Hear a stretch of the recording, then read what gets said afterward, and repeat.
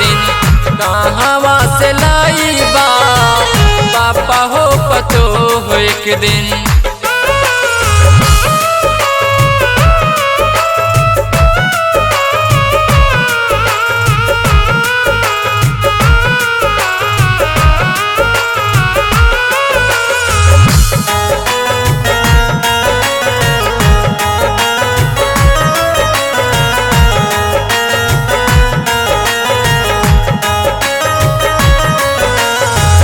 बेटी बिना सुना लागी भाई के कलाई, मिल नहीं देखे खातिर डोली में विदाई।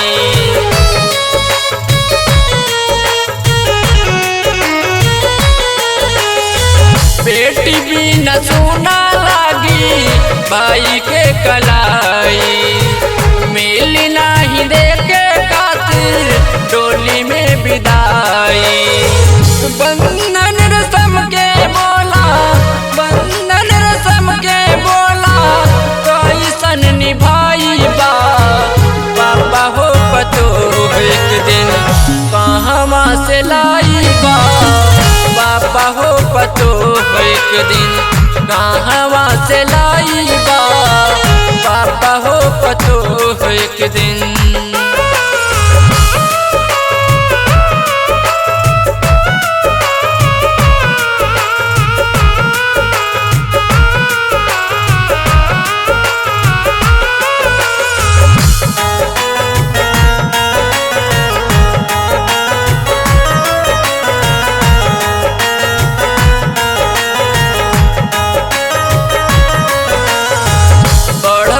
ज्ञान बड़ी गईले परेशानी, बेटिए तो रहली को झांसी वाली रानी।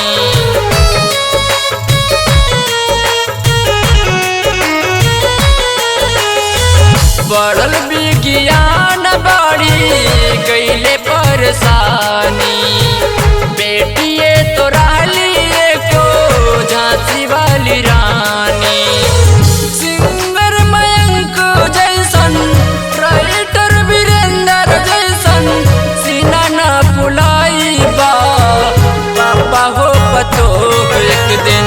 कहवा से लाई बा पापा हो पतो एक दिन कहवा से लाई बा पापा हो पतो एक दिन।